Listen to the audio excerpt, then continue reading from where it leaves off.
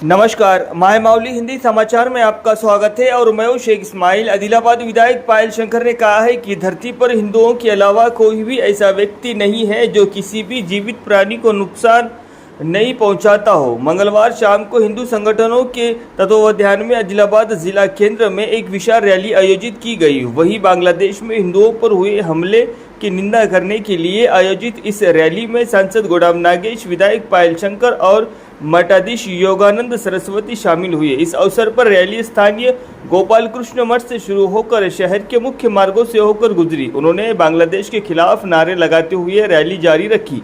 इस मौके पर विधायक ने कहा है कि बांग्लादेश में हो रहे हमले पर सभी को ध्यान देना चाहिए। वे देश के कुछ राजनीतिक दलों के धर्म को समझना चाहते हैं। उन्होंने कहा है कि वे राजनीतिक दल किसके लिए जी रहे हैं। उन्होंने कहा है कि हिंदुओं की भावनाओं को ठेस पहुंचाने वाली मुहैया पार्टियों को रोकने की जरूरत है। उन्होंने कहा है कि नरेंद्र मोदी देश के सबसे शक्तिशाली व्यक्ति है, इसलिए ये दावा मान्य नहीं है।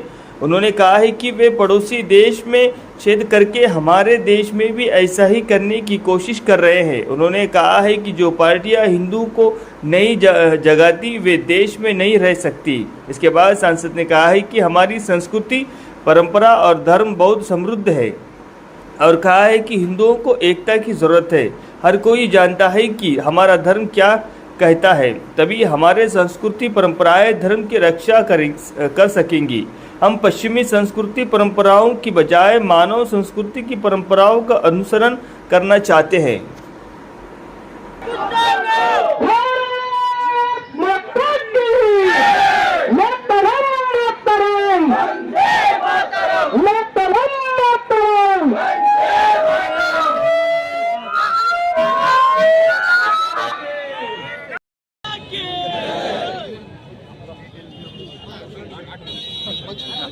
अरे अन्ना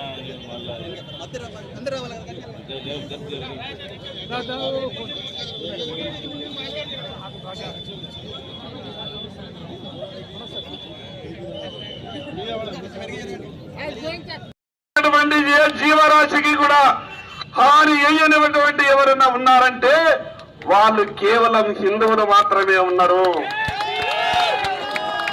బంగ్లాదేశ్ కుక్కలు కొందరు అనుకుంటున్నారు ఒక్కసారి నరేంద్ర మోడీ కన్నెర చేస్తే 5 నిమిషాలలో మాడి మసైపోతుంది.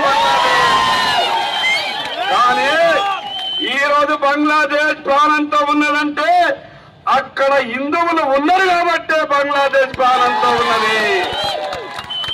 జరుగుతున్నటువంటి విషయాన్ని ప్రతి ఒక్కరం కూడా మనం గమనించాలి. ఈ దేశంలో ఉన్నటువంటి కొన్ని రాజకీయ పార్టీల మతములు మనోభావాలను దెబ్బతిన్నా కూడా నోరు మెదపని రాజకీయ పార్టీలను పొందబెట్టాల్సినటువంటి అవసరం ఉన్నది.